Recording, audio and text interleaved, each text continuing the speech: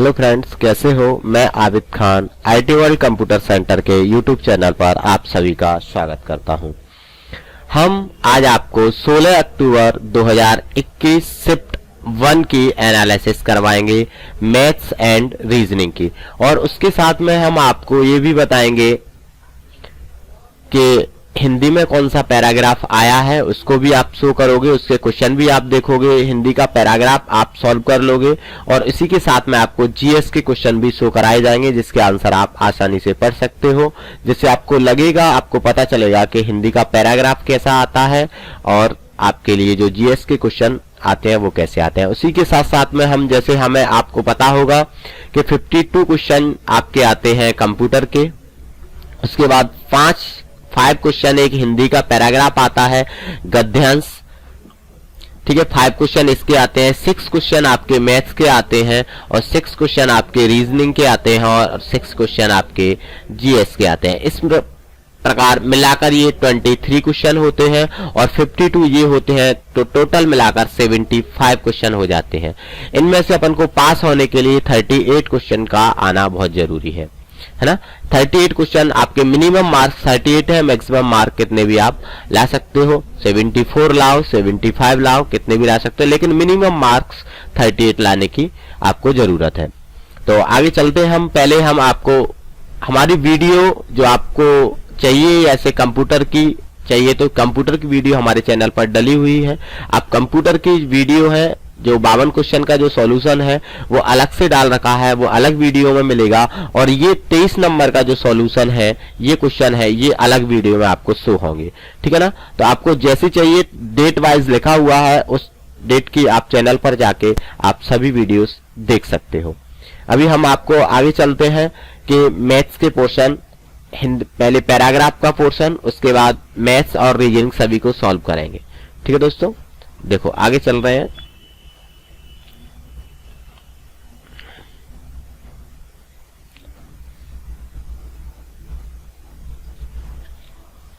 हाँ, यहाँ पर देखो मैंने अभी बताया था कि आपको 52 क्वेश्चन आते हैं कंप्यूटर के। उसके बाद अपना जो स्टार्ट होता है वो होता है रीडिंग, यानी ये वाला जो पोर्शन है, ये अपना पैराग्राफ आया है, इंग्लिश में आता है। जिसकी लैंग्वेज इंग्लिश रहती है वो बच्चा इंग्लिश में पढ़ सकता है, और जिसकी हिंदी लैंग्वेज है वो हिंदी में पढ़ सकता है। तो हम हिंदी बताते हैं आपको, या आप इंग्लिश भी देख सकते हो। ये इंग्लिश यहाँ से देख सकते हो आप पढ़ के, जो बच्चे इंग्लिश मीडियम है वो इसको देख सकते हो एक बार, ठीक है। इसको आप स्क्रीनशॉट ले लो, फिर उसके बाद आप बाद में भी पढ़ सकते हो। इसके बाद ये क्वेश्चन है, ठीक है, इसके आंसर भी साथ में दिए हुए हैं क्योंकि ये आंसर की है। यहाँ क्वेश्चन ये देखो आपके सामने ये लिखा हुआ है, चींटियों का टॉपिक है। दुनिया में किसी अन्य प्रकार के स्थलीय जानवर की तुलना में चींटियों की संख्या अधिक है। कुछ पेड़ों में 10 लाख चींटियां रह सकती हैं, और एक कॉलोनी में 2.5 लाख से भी अधिक चींटियां हो सकती हैं। चींटियों के अध्ययन में मनुष्य बहुत ही अधिक रुचि रखते हैं। जितना अधिक हम उनका अध्ययन करेंगे उतना ही वे हमारी तरह लगते हैं। हमारा शब्दकोश हमें बताता है कि चींटी एक सामाजिक कीटक है। इसका मतलब यह है कि चींटियां समाज में रहते हैं जिसमें वे एक दूसरे पर निर्भर रहते हैं। इसमें एक और बात बता दें, अब की बार तो ये अच्छे से आया है, इससे पहले आया था उसमें हिंदी जो लैंग्वेज थी वो अच्छे से नहीं थी, कटी पिटी सी थी, लेकिन वहां जो मिलती है वहां बिल्कुल एक्चुअल सही मिलती है। तो इसमें तो तब भी फिर भी यहाँ कीटक की जाए कटक, कुछ वर्ड फिर भी गलत लिख के आए, लेकिन वहां आपको सही मिलेंगे। तो पहले आपको ये पैराग्राफ पढ़ना है आसानी से, उसके बाद आपको इसी पैराग्राफ में से ही आंसर देने होते हैं। ये जो गद्यांश के अनुसार इंसानों के लिए चींटियों के अध्ययन को क्या दिलचस्प बनाया जाता है, उनका सामाजिक स्वभाव, इस तरीके से आप इनको पढ़ के पहले पैराग्राफ को एक बार पढ़ लो, उसके बाद क्वेश्चन पढ़ो, फिर आप जैसे जैसे पैराग्राफ को पढ़ते जाओगे, क्वेश्चन पढ़ते जाओगे, आपको आंसर मिलते जाएंगे, ठीक है। और इसका बेटर तरीका है, पहले भले ही एक बार क्वेश्चन पढ़ लो, सभी क्वेश्चनों को पढ़ लो, फिर आप पैराग्राफ को पढ़ोगे, और जैसे ही मन में आए कि ये क्वेश्चन हमने पढ़ा था, तो वहीं पे आप अंडरलाइन करके उसको रोक के वही क्वेश्चन देखो कि क्वेश्चन में क्या कहा था और आंसर क्या कह रहा है, तो आंसर आपको जल्दी से मिल जाएगा। और पढ़ने की जो तरीका है वो स्पीडली होना चाहिए, अगर आराम से पढ़ोगे तो टाइम ज्यादा लग जाता है, ठीक है ना। तो यहाँ पे मैं इसको पैराग्राफ को तो समझाते हुए, क्योंकि ये आसान रहता है, आप खुद समझ लोगे, इसलिए वीडियो बड़ी ना बने, इसलिए मैं इसको पैराग्राफ को केवल आपको शो करा रहा हूं, पैराग्राफ और उसके क्वेश्चन। मैं आपको क्वेश्चन करवाऊंगा मैथ्स और रीजनिंग के, क्योंकि वो सॉल्व करने होते हैं। यहाँ पे देखो, ये लाल चींटियां काली चींटियों के बच्चों को क्यों चरा लेती है, ये सब उसमें लिखा हुआ है ना। चींटियां मनुष्य के घरों के करीब क्यों रहती है, भोजन इकट्ठा करना आसान हो जाता है, काली चींटियों के बच्चे अच्छे श्रमिक के रूप में बढ़ते हैं, ठीक है ना। बताओ, लाल चींटियां काली चींटियों के बच्चे को चरा ले जाते हैं, बताओ बच्चों को भी चरा ले जाते हैं, क्योंकि क्या करते हैं, ये काली चींटियों के बच्चे अच्छे श्रमिक के रूप में बढ़ते हैं, यानी अच्छा काली चींटी वाले जो बच्चे हैं वो ज्यादा काम करते हैं लाल चींटियों से, है ना। तो ये क्वेश्चन को, ये बड़ा इंटरेस्टेड पैराग्राफ है, आप पढ़ोगे तो बहुत अच्छा लगेगा आपको, है ना। कॉलोनी में रहने वाली सभी चींटियों के 3 मुख्य प्रकार कौन कौन से हैं, श्रमिक, पुरुष और रानियां, है ना। सब तरह के, इनमें सब में एकदम हेड होता है। किसी भी प्राणी की बात करोगे आप, चाहे जंगल के हो, हाथी, हथनी, इनमें सब में कोई ना कोई हेड रहता है, एक मालिक रहता है, उसी के अनुसार सभी चलते हैं। जो लोग झुंड में काम करते हैं उनका एक हेड जरूर होता है। इसी प्रकार आपने सुना होगा, एक रानी मक्खी होती है, जो मधुमक्खी होती है, उनमें भी रानी मक्खी होती है, एक हेड होता है, वो आगे चलता है। ये सभी में होता है। जैसे इंसानों में भी, अगर आप कहीं जा रहे हो, कहीं आंदोलन कर रहे हो, तो उसमें भी एक हेड होता है। इसी तरीके से इनका भी एक झुंड में हेड होता है, ठीक है ना। यहां से आगे ये आपका पोर्शन आएगा क्वांटिटेटिव एप्टीट्यूड, है ना। इसमें मैथ्स से रिलेटेड आपको क्वेश्चन मिलेंगे। तो पहला क्वेश्चन ये रहा आपकी स्क्रीन के ऊपर। दिए गए प्रश्न में देखो, 53 के बाद 5 क्वेश्चन वो हो गए और 58 से यहां से शुरू होंगे। दिए गए प्रश्न में 2 समीकरण फर्स्ट और सेकंड दिए गए हैं। दोनों समीकरणों को हल करते हुए देखो, x और y का मान निकालना है, चेक करना है, x बड़ा है y से, x बड़ा बराबर है y के, x छोटा है y के, x y के बीच संबंध स्थापित नहीं कर सकते। तो इसको देखो, 6x² प्लस 25x प्लस 24 बराबर 0। तो आपको पता है 24 छक्के 144 x²। अब इसको तोड़ना है 144 में, तो जोड़े घटाएं तो 25 आया, गुणा करें तो क्या आ जाए 144। तो इसको लिख देते हैं 6x² प्लस, देखो 16 नम्मा 144, 18 8 144, तो क्या होगा 16 और 9 25, तो 16x प्लस 9x प्लस 24 बराबर 0। इस 25 को हमने डिवाइडर में तोड़ दिया। अब देखो, इसको हम, एक तो आपने सुना होगा कि आराम से कर सकते हैं, सीधा सीधा लिख सकते हैं, लेकिन हम सीधा भी लिख सकते हैं। यहाँ x के मान ऐसे लिख लो, जब ये टूट जाता है तो x के मान ऐसे लिखा जाता है, ये 16 लिखो बटे 6 लिखो, और यहां अगर प्लस है तो यहां चिन्ह चेंज हो जाएगा, माइनस हो जाएगा, और यहां माइनस है तो प्लस हो जाएगा। दूसरा मान क्या होगा, एक मान होगा 9 बटे ये x² का गुणांक लिखो 6, यहां प्लस है तो यहां माइनस हो जाएगा, यही आएगा अगर आप कॉमन करोगे तो। इसको काट दूं, 2 3 6, 2 8 16, 3 दूनी 6, 3 3 के 9। तो ये आपका मान आ गए, x के जो मान आए आपके पास वो आए, एक माइनस के 8/3 और एक आया माइनस के 3/2, ठीक है। अब हम y के मान निकालते हैं, फिर देखते हैं कौन किससे बड़ा है। अब देखो, y का मान निकालोगे तो 12y² प्लस 13y प्लस 3 बराबर 0, 12y² प्लस, देखो 12 3 36, तो 9 चौके 36, तो 9y plus 4y, 9 4 13y plus 3 बराबर 0। अब आपको ऐसा लग रहा होगा कि सर ने इसको कॉमन लेके ऐसे क्यों नहीं किया। अगर इस तरीके का तरीका देखना, आप पुरानी वीडियो भी देख सकते हो, उसमें भी ये तरीका है, ठीक है ना। आप चाहो तो आप कमेंट में जरूर बताइएगा कि सर इसको ऐसे बताओ, तो वैसे भी बता दिया करेंगे, ठीक है। मैंने इसलिए शॉर्ट कर दिया इसको, क्योंकि आपको वहां टाइम कम मिलता है, तो जब मैं करके बताऊंगा तभी आप कर पाओगे, नहीं तो आप नहीं कर पाओगे, है ना। तो जब मैं लॉन्ग तरीका बता देता हूं तो अक्सर बच्चे लॉन्ग तरीका ही यूज करते हैं, ठीक है। यहां से अगर y का मान निकालना है तो एक हो जाएगा 9, इसका गुणांक लिखो अपॉन 12, ये y² का गुणांक नीचे आ जाएगा, और चिन्ह यहाँ प्लस का है तो माइनस का हो जाएगा, है ना। और एक हो जाएगा 4/12 हो जाएगा, यहाँ प्लस का है तो माइनस का हो जाएगा। अब हमने देखा y बराबर 3 से काट दूं, 3 3 के 9, 3 चौके 12, तो माइनस का 3/4 हो जाएगा, और ये 4 से 4 1 4, 4 3 12, तो माइनस का 1/3 हो जाएगा, ठीक है। अब आप देखोगे माइनस का मान जितना बड़ा होता है उतना छोटा होता है, और जितना छोटा होता है उतना बड़ा होता है। आप ये देखो 8/3, तो अगर भाग दोगे तो 3 दूनी 6, 2 पॉइंट कुछ आएगा, और 2 का भाग दोगे तो 1 पॉइंट कुछ आएगा, और यहाँ 4 का भाग दोगे तो 0 पॉइंट कुछ आएगा, 3 का भाग दोगे तो 0.3 के लगभग आएगा, ये 4 का 4 7 28 0.5 के लगभग आएगा। आएगा कि नहीं आएगा? तो फिर क्या होगा, हमने देखा कि ये माइनस का जितना बड़ा होता है, माइनस का क्या होता है, जितना बड़ा मान होगा माइनस का उतना छोटा होगा। यानी अब हम कह सकते हैं तो x छोटा है किससे, y से। तो आंसर कौन सा हो जाएगा, 3 आपका आंसर हो जाएगा। ठीक है दोस्तों, आगे चलते हैं हम। नेक्स्ट क्वेश्चन ये रहा आपकी स्क्रीन के ऊपर। अशोक स्थान ए से स्थान बी तक जाने के लिए सुबह 8 बजे निकलता है, और राहुल स्थान बी से स्थान ए तक जाने के लिए सुबह 10 बजे निकलता है। स्थान ए और स्थान बी के बीच की दूरी 637 किलोमीटर है। यदि अशोक और राहुल क्रमशः 39 किलोमीटर प्रति घंटा और 47 किलोमीटर प्रति घंटा की समान गति से यात्रा कर रहे हो तो वे दोनों एक दूसरे को किस समय मिलेंगे। तो देखो यहां से जैसे स्टार्ट हुआ, एक इधर है, यहां से अशोक जा रहा है और यहां से राहुल आ रहा है। ए से बी तक जाने में सुबह 8 बजे चलाइए, और देखो इधर से बी से स्थान ए तक ये 10 बजे चल रहा है, ये 8 बजे चल रहा है। इसकी स्पीड ए की है, जो इसकी ए से बी है, ए से ये बी है दूरी, और ये राहुल है और ये अशोक है। ठीक है, अशोक की जो स्पीड है वो कितनी है, 39 है। क्या कहा उसने क्वेश्चन में, कहा गया कि भैया ये 39 की स्पीड से चल रहा है, और ये किसकी स्पीड से चल रहा है, ये इसकी स्पीड 39 हो गई।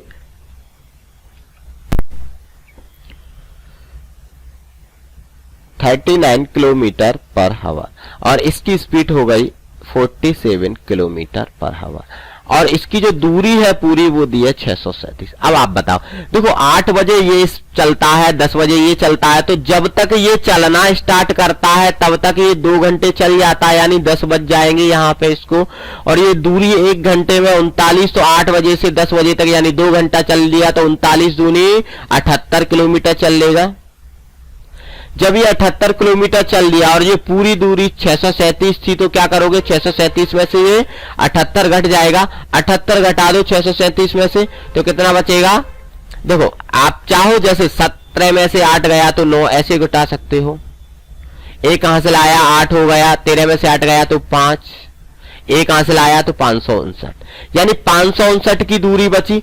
अब यानी 10 बजे इसके यहां से और इसके यहां से जो बीच की दूरी है वो कितनी बचेगी, 559 किलोमीटर, है ना। अब देखो जब गाड़ी आमने सामने से आती है या आमने सामने से व्यक्ति आता है तो स्पीड क्या होती है, जुड़ जाती है। इसका मतलब ये हुआ कि 1 घंटे में ये 39 चलेगा, 11 बजे तक ये इधर से चलेगा, ये 47 चलेगा, फिर ये अगले घंटे ये 39 चलेगा, ये 47 चलेगा, अगले घंटे ये 39 चलेगा, ये 47 चलेगा। तो हमने देखा कि 10 बजे के बाद ये 1 घंटे में दोनों मिलाकर 1 घंटे में कितनी दूरी तय कर रहे हैं, 39 प्लस 47, क्योंकि इनको मिलना है बीच में, तो टोटल दूरी कितनी हो जाएगी आपकी 86 किलोमीटर। यानी ये 1 घंटे में 86 किलोमीटर कर रहे हैं, और हमें जो टोटल दूरी तय करवानी है वो कितनी करवानी है, 559। तो क्या कहेंगे फिर, कितना, 559/86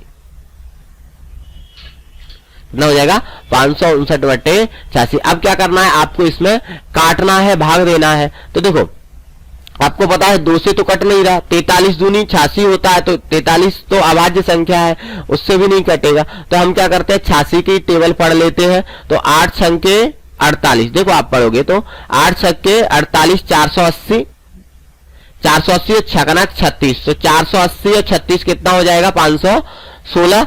फिर भी 4 बार जाएगा, है ना, 516 4 बार गया, और 516 अगर 559 में से आप 516 घटाओगे तो कितना बचेगा, 43 बचेगा, यानी आधा बार और जाएगा। यार ये कह सकते हैं 43/86, या हम ये कह सकते हैं, अब इसको काट दोगे तो 4 सही 1/2, यानी 4 सही 1/2 का मतलब है 4 घंटे और 30 मिनट, 4.5 घंटे लगे।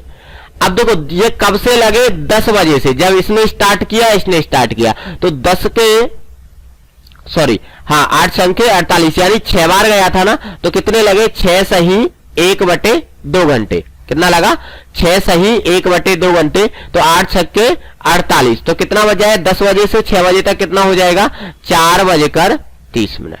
ठीक है, क्योंकि हमने 86 की टेबल पढ़ी कितनी बार 6 बार, 8 संख्या 48 यानी 480, 6 कनक 36, 480 36 कितना हुआ 516 किलोमीटर 4 घंटे में। अब बचा कितना 43 किलोमीटर। अब वो दोनों आपस में आ रहे हैं तो आधा घंटा उनको और लग रहा है, तो कितना टोटल घंटा लग रहा था उसको 10 बजे के बाद 6.5 घंटे, तो टोटल समय हो जाएगा उसका 4:30 बजे, यानी 4:30 बजे आके वो एक दूसरे से मिल जाएंगे। नेक्स्ट क्वेश्चन, टीना और राकेश की आय का अनुपात 9:10 है। 10 वर्ष पहले उनकी आय का अनुपात 4:5 था। राकेश की वर्तमान आय कितनी है? देखो टीना और राकेश, इसकी 9 है तो इसकी 10 है। कब? ये वर्तमान में। उसने कहा उनकी 10 वर्ष पहले, कब? 10 वर्ष पहले, आज से पहले की बात हो रही है। पहले फास्ट में 4:5 था। एक तो इक्वेशन बनती है कि आज 10 है, ऐसे आज 9 है तो 9x मान लो, में से 10 वर्ष पहले जाओ अपन 10x में से 10 वर्ष पहले जाओ बराबर 4/5, है ना। 10 वर्ष पहले की बात है तो 4/5, इसका गुणा कर दोगे 5 9 45x माइनस के 50 बराबर 40x माइनस के 40, तो इधर आ जाएगा तो 5x बराबर 50 उधर जाएगा तो 10, तो x बराबर 2। तो कहा जाएगा कि वर्तमान में किसकी, राकेश की आय पूछा है तो इसको कितना माना था 10, तो r बराबर क्या हो जाएगा 10 × 2 यानी r बराबर 20। तो राकेश कितना हो जाएगा 20 साल का। ये तो इक्वेशन बनेगी आपकी, या आप यहां से देख सकते हो कि इनका डिफरेंस कितना है 1, इसका डिफरेंस कितना है 1। जब डिफरेंस बराबर हो नहीं होता है तो गुणा करके बराबर कर लेते हैं। डिफरेंस बराबर है तो हमने देखा कि 9 से घटके कितने गए 5, यहां भी 9 से घटके कितने गए 5, डिफरेंस यहां इन दोनों का बराबर होगा। और असल में हम कह रहे हैं 5 यूनिट, और क्वेश्चन में कह रहा है कि 10 वर्ष की बात है तो 1 यूनिट का मान कितना है 10/5 यानी 2। तो हमें क्या निकालना है, राहुल की आय, तो इसकी कितनी हो जाएगी 10 × 2 यानी 10 × 2 यानी कितनी हो जाएगी 20। तो अपना आंसर क्या हो जाएगा 20। अगर इसकी पूछता टीना की तो 9 दूनी 18, कितना हो जाता 18 साल की टीना। लेकिन उसमें क्या पूछा है राहुल की, राकेश की, तो राकेश की कितनी हो जाएगी 10 दूनी 20 वर्ष। या तो आप ऐसे निकाल सकते हो या आप ऐसे निकाल, दोनों ही तरीके शॉर्ट हैं यहां पे। हाँ, नेक्स्ट क्वेश्चन, ऑफिस शब्द के अक्षरों को कितने अलग तरीके से व्यवस्थित किया जा सकता है? देखो जितने अक्षर होते हैं उतना फैक्टोरियल लिखते हैं। फैक्टोरियल का मतलब ये होता है जैसे 3 का फैक्टोरियल है तो 3 का क्रमिक गुणा कहां तक 1 तक। अगर मैं 7 का फैक्टोरियल है तो 7 का गुणा कहां तक 6 5 4 3 2 1 तक, ठीक है ना। इसका मतलब ये होता है। तो कितने अक्षर है 3 और 4 7 अक्षर है, तो हम लिखेंगे फैक्टोरियल 7। ये भी चिन्ह होता है, या हम ऐसे भी लिख सकते हैं, हम ऐसे भी लिख सकते हैं। अपॉन, अपॉन क्यों लगाए, अपॉन इसलिए कोई वर्ड अगर रिपीट हो रहा है उसको, देखो ओ तो रिपीट नहीं हो रहा, एफ 2 बार रिपीट हो रहा है, उसके अलावा कोई अक्षर रिपीट नहीं हो रहा। एफ कितनी बार हो रहा है 2 बार, तो अपॉन फैक्टोरियल 2। अब ऊपर लिख सकते हो 7 × 6 × 5 × 4 × 3 × 2 × 1 बटे नीचे 2 × 1, 2 से 2 कट जाएगा यहां। अब ये बचेगा 4 × 12 पंजे 60 छकनक 36 360 × 7 क्या हो जाएगा 4 × 12 12 पंजे 60 छकनक 36 360 × 7, तो 7 आप लिख सकते हो आसानी से 360 × 7, तो 0 7 छक्के 42 की 2 हासिल की 4 7 21 4 25। तो कितने तरीके से आप लिख सकते हो 2520 तरीके से। बहुत आसान क्वेश्चन होता है और ये सीपीसीटी में इस पैटर्न का क्वेश्चन हर बार पूछा जाता है, कई बार पूछा गया है, तो इसको जरूर पढ़ के जाने। और ज्यादा टफ नहीं पूछा जाता, यही पूछा जाता है कितने तरीके से लिखा जा सकता है। अगर कोई अक्षर रिपीट हो रहा है तो उसको 2 बार रिपीट कर दिया।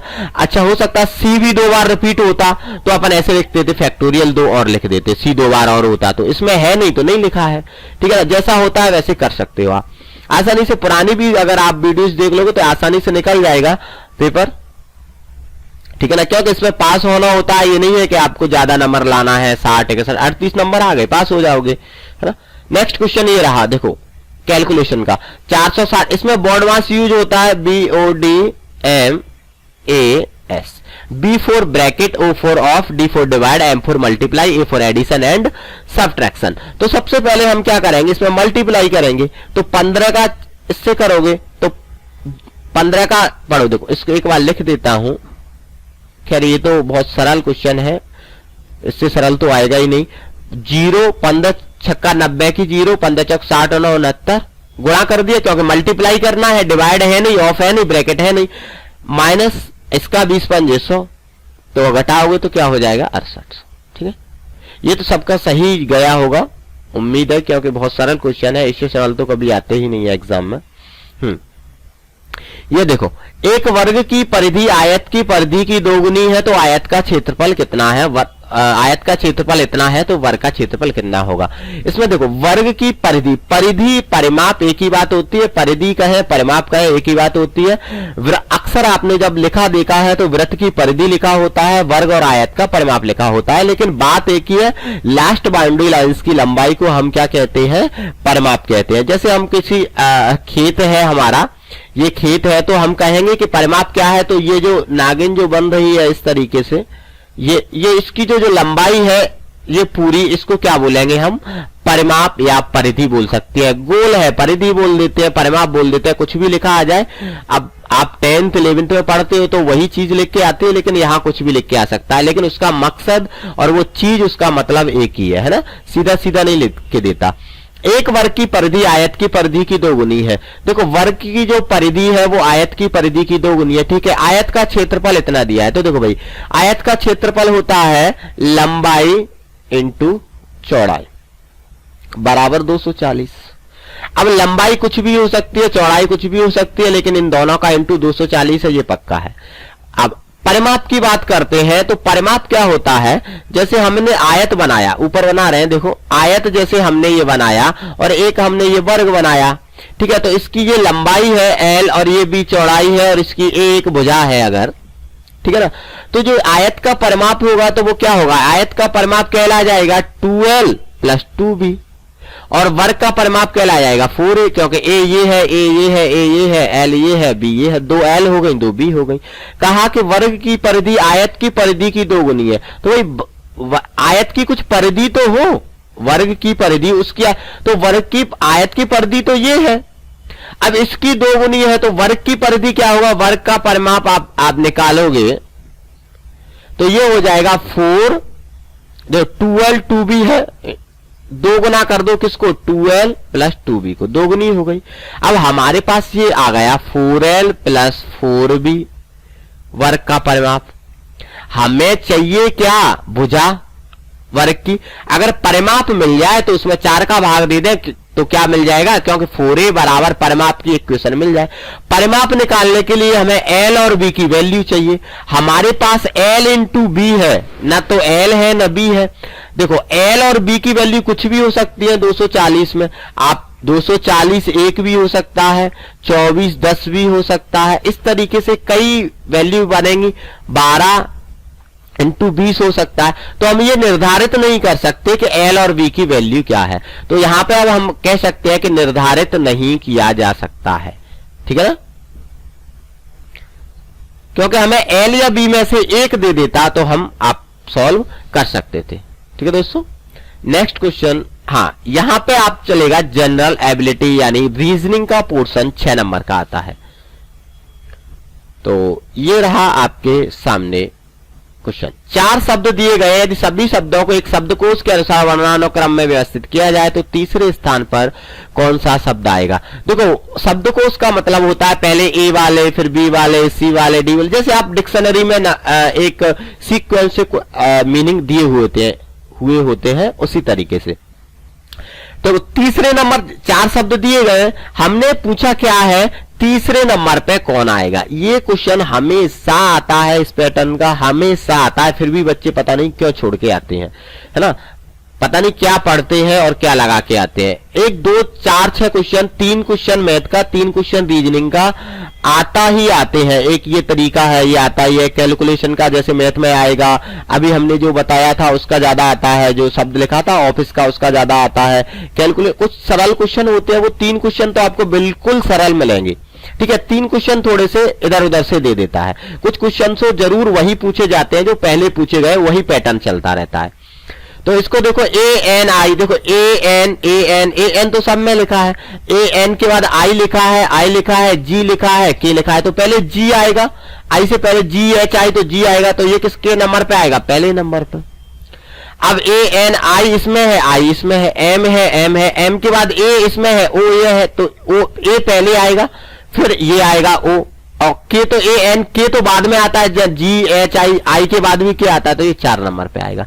तो तीसरे नंबर पे कौन सा आ जाएगा? N मोस्ट, यानी दूसरा ऑप्शन आपका सही हो जाएगा, क्योंकि अपन को ये इसमें से ही सही निकालना है। और अगर वो कहता सीक्वेंस क्या है, एसएससी वगैरह में इसका सीक्वेंस पूछा जाता है कि पहले नंबर पे क्या है? 3 नंबर, फिर उसके बाद पहला नंबर, फिर दूसरा नंबर, फिर चौथा नंबर। इस तरीके से उसमें सीक्वेंस लिख के आता है। यहां सीधा सीधा पूछ लेता है कि पहला, दूसरा, तीसरा कौन सा लिखा हुआ। यहां भी सीक्वेंस पूछ सकता है, अगर पूछे तो। वैसे ज्यादातर ऐसे ही पूछे गया है कि पहला कौन सा है, दूसरा कौन सा। चौथे नंबर पे पूछता है, ये हो जाता एंकल, है ना। दूसरे पे ये हो जाता है, तीसरे पूछा है, तीसरा लिखा है, ठीक है। अगला क्वेश्चन ये रहा आपकी स्क्रीन के ऊपर। ऑक्सीजन जलना, कार्बन डाइऑक्साइड। देखो ऑक्सीजन का संबंध जलने से संबंधित है, तो कार्बन डाइऑक्साइड का किससे? देखो भाई, ऑक्सीजन क्या करती है? जलाने का काम करती है आपको। जैसे अगर आप आग जला रहे हो, कोई दिया जल रहा है, आपने देखा होगा कि अगर उसको हवा ना मिले, यानी दिया कोई जल रहा है, मोमबत्ती जल रही है, और ऊपर से आप उसके गिलास रख दो, बाल्टी रख दो, और उसमें अगर हवा ना प्रवेश करेगी, हवा नहीं जाएगी, तो वो बुझ जाएगा। क्योंकि आग को ऑक्सीजन की जरूरत होती है। आग को जलने के लिए किसकी जरूरत होती है? ऑक्सीजन की जरूरत होती है। इसी प्रकार कार्बन डाइऑक्साइड से क्या है? आग बुझाया जाता है। जब कार्बन डाइऑक्साइड होगी तो क्या होगा? आग बुझाने का काम करेगा। जो सिलेंडर रहते हैं जिसमें आग बुझाने का काम करते हैं, उनमें कार्बन डाइऑक्साइड गैस भरी रहती है, ठीक है। जब आग को ऑक्सीजन नहीं मिलेगी तो वो क्या होगा? बुझ जाएगी आग। अगला देखो, नेक्स्ट क्वेश्चन ये रहा आपकी स्क्रीन के ऊपर। दिए गए प्रश्न का उत्तर देने के लिए अक्षरों, अंकों, प्रतीकों को निम्नलिखित व्यवस्था को ध्यानपूर्वक पढ़ें। उपरोक्त व्यवस्था में कितने ऐसे अंक हैं जिनके तुरंत पहले और बाद में एक अक्षर है? अक्षर बोलते हैं अल्फाबेटिकल, एबीसीडी को अंक संख्या होता है। तो आगे भी अक्षर हो, पीछे भी अक्षर हो। तो पहले हम अंक देखें, फिर उसके ये देखेंगे आगे अक्षर है क्या, पीछे अक्षर है क्या।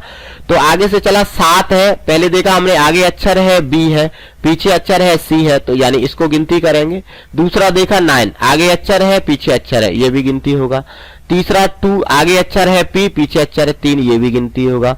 फिर इसके बाद ये सिंबल कहलाते हैं, ये C है, स्टार है, ये सिंबल कहते हैं। अब 3 है, इसके आगे अक्षर है, लेकिन पीछे क्या है? ये एरो का सिंबल है, तो इसको नहीं गिना जाएगा। कहा कि आगे पीछे अक्षर होना चाहिए, तो ये नहीं गिना जाएगा। फिर 5 आया, तो इसके आगे सिंबल है, पीछे अक्षर है, तो ये भी नहीं गिना जाएगा, क्योंकि सिंबल वाले नहीं गिनेंगे। तो हमने कितने गिने? 7, 9 और 2, कितने हो गए? 3। तो आंसर कितना हो जाएगा आपका? 3 आंसर सही हो जाएगा। नेक्स्ट क्वेश्चन ये रहा आपका स्क्रीन के ऊपर। पता लगाइए कि कौन सी अक्षर श्रृंखला दिए गए नियम का पालन करती है। एक श्रृंखला में निकटवर्ती अक्षरों के बीच में छोड़े गए अक्षरों की संख्या में प्रत्येक बार 1 की वृद्धि हो जाती है। देखो प्रत्येक बार 1 की वृद्धि हो रही है। तो पहले हम इसमें क्या होता है, इनका नंबर कितने पे है समझाने के लिए हम इनको सबको लिखते हैं। ए कितने पे आता है? 1 पे आता है। ई कितने पे आता है? 5 पे आता है। आई कितने पे आता है? 9, ठीक है। फिर देखो यहां से कितना बढ़ रहा है? 1, 9, या एम कितने पे आता है? 13 पे आता है। फिर क्यू कितने पे आता है? 17 पे आता है। यू कितने पे आता है? 21 पे आता है। तो आपने देखा कि 1 से 4 बढ़ा, फिर 5 4 9 4 13 4 17 4 21। इसमें क्या कहा है कि भी छोड़ेगा चलो से प्रत्येक बार 1 की वृद्धि हो रही है। तो वृद्धि कहां हो रही है? वो एक अंतर है, 4 का अंतर, 4 का अंतर, 4 का अंतर, 4 का अंतर। यहां देखो डी के बाद आई आ रहा है, तो 4 पे है डी। आई कितने पे है? 5 पे है। आगे देखा एन कितने पे है? 14 पे है। सॉरी आई कितने पे है? 9 पे है ना। एन कितने पे है? 14 पे है। एस कितने पे होता है? 19 पे है। अगला देखोगे एक्स कितने पे है? 24 पे है। तो आपने देखा 5 बढ़ा, यहां से 9 5 14, 5 बढ़ा, 14 5 19, 5 बढ़ा 19 5 24, 5 बढ़ रहा है, यानी इससे सेम बढ़ रहा है। हमको एक की वृद्धि चाहिए। इसमें देखोगे आप 5 है, ई 5 पे है, एच 8 पे है, के कितने पे है? 11 पे है। तो 3 बढ़ रहा है, यहां भी 3 बढ़ा, ये नहीं चाहिए। अब देखो इसको देखो, 6 पे है, एच कितने पे? 8 पे है। अब के कितने पे है? 11 पे है। ओ कितने पे है? 15 पे है। टी कितने पे है? 20 पे है। जेड कितने पे है? 26 पे। हम देखोगे, देखो 2 बढ़ा, 3 बढ़ा, 4 बढ़ा, 5 बढ़ा, 6 बढ़ा, यानी हर एक में 2 3 4 5 6 1 की वृद्धि हुई। वही कहा है क्वेश्चन में, 1 की वृद्धि हो जाती है। तो कौन सा आंसर सही होगा? चौथा आंसर सही होगा आपका। आपको मैंने ये पूरा पूरा बताया यहां तक 21 लिख के, आप 2-3 स्टेप पे इसको छोड़ सकते हो। वृद्धि नहीं हो रही, वृद्धि नहीं हो रही, वृद्धि नहीं हो रही। सेम 3 का अंतर, सेम 5 का अंतर, सेम 4 का अंतर। पूरा करने की कोई जरूरत नहीं होती है। जब आंसर होगा तो वो एकदम तुरंत दिख जाता है फिर, है ना। अगला क्वेश्चन, उस विकल्प का चयन करें जो किसी तरह से दूसरों से अलग है। देखो दूसरों से अलग है तो पहले हम इनका सीक्वेंस के आधार पर अलग होगा। तो 1 3 6, 1 3 6 इसको लिखोगे आप। तो P 16 पे, S कितने पे? 19 पे, W कितने पे? 23 पे। ये याद होना चाहिए। L कितने पे है? 12 पे, O 15 पे, S कितने पे है? 19 पे। ये देखोगे 3 पे, 6 पे, J कितने पे है? 10 पे। आप देखो 16 से कितने बढ़ा? 3 बढ़ा, और फिर 16 3 19 4 23 बढ़ा। फिर यहां पे कितना बढ़ा? आगे कितना बढ़ा? यहां 12 3 15 4 19, यानी 3 का अंतर, 3 का अंतर, 4 का अंतर, 4 का अंतर, 3 का अंतर, और ये जे कितने पे है? 10 पे, 4 का अंतर, और इसमें 2 का अंतर और 3 का अंतर। तो अलग क्या है? देखो 3 4 3 4 3 4, यहां 2 3 है, तो यही वाला अलग है। तो ये कौन सा हो जाएगा? अलग हो जाएगा। ठीक है दोस्तों। नेक्स्ट क्वेश्चन ये रहा आपकी स्क्रीन के ऊपर। पहले 2 शब्दों के बीच कोई संबंध है, उस सही विकल्प का चयन करें जिसका तीसरे शब्द से वैसा ही संबंध है। देखो मलेरिया क्या होती है? एक बीमारी होती है। मलेरिया क्या है? बीमार मच्छर के काटने से जो आपको फीवर आ जाता है उसको क्या बोलते हैं? मलेरिया बोलते हैं। आजकल तो फीवर भी बहुत टाइप के चलने लगे हैं, है ना। तो मलेरिया क्या है? एक बीमारी है। और भाला क्या है? एक भाला क्या होता है? हथियार होता है। भाला क्या है? हथियार है। घाव है, तलवार है, युद्ध है, नहीं हथियार है। भाला को क्या बोलते हैं? एक हथियार है। ठीक है ना। नुकीला सा होता है भाला, तो आप सभी जानते हो, है ना। ये रहा आपके। अब यहां से आगे 6 क्वेश्चन इसके हुए जनरल अवेयरनेस के क्वेश्चन। हम आपको बता देते हैं कि क्या क्या क्वेश्चन आए थे, जिससे आपको अंदाजा लग जाएगा कि कैसे क्वेश्चन आते हैं। व्यापार अंतराल, ट्रेड गैप का अर्थ क्या है? व्यापार के अंतराल किसे कहते हैं? उसका अंतर कुल आयात और कुल निर्यात के बीच अंतर, यानी कितना माल आया कितना माल गया, उसके बीच के अंतर को क्या कहते हैं? व्यापार का अंतराल। कितना फायदा हुआ, घाटा हुआ, कितना माल आया और गया। ट्रेड गैप किसको कहते हैं? जो आपका व्यापार का जो अंतराल है, कितना माल आया कितना गया, आयात और निर्यात में। निम्नलिखित में किसने राजतरंगिणी की रचना की? किसने की थी राजतरंगी? कलहण ने। ठीक है ना। ये तो आपको जीके से रिलेटेड है तो याद होना ही चाहिए। अब देखो ये फलों का अध्ययन है, कभी मधुमक्खी का अध्ययन है। ये अध्ययन वाले क्वेश्चन कई बार पूछे गए हैं, तो इनको अगर आगे आप एग्जाम देने जा रहे हो तो जरूर पढ़ के जाइएगा। और वही 8 से 10 होते हैं, आपको कहीं भी जीके की बुक में लिखे मिल जाएंगे। लूसेंट वगैरह है, यानी अदर कोई भी बुक होगी उसमें, है ना। तो ये फलों का अध्ययन है। ये जो फेमस रहते हैं ज्यादातर वही ज्यादातर पूछे जाते हैं। फलों के अध्ययन को क्या बोला जाता है? पेमोलॉजी बोला जाता है ना। फलों का अध्ययन, मधुमक्खी का अध्ययन, ये जो अध्ययन है वो ज्यादातर जो फेमस रहते हैं ज्यादातर वही पूछे जाते हैं। इसको क्या बोलते हैं? पेमोलॉजी। अब देखो ये दिए गए कथन में कांड को पढ़ें और सही विकल्प का चुनें। वाड़ीवास की लड़ाई के तीसरे कर्नाटक युद्ध में अंग्रेजों ने फ्रांसीसियों को पराजित किया था। भारतीय शासकों ने फ्रांसीसियों का समर्थन नहीं किया था। अब देखो इसमें क्या है कि वाड़ीवास की जो लड़ाई होती है तीसरे कर्नाटक युद्ध में अंग्रेजों ने फ्रांसीसियों को पराजित किया था। ठीक है। अब ये कथन हुआ, क्या ये सही है? अब ये जीके से रिलेटेड, अगर आपको पता होगा तो सही है, नहीं तो गलत है। अब देखो भारतीय शासकों ने फ्रांसीसियों का समर्थन नहीं किया था।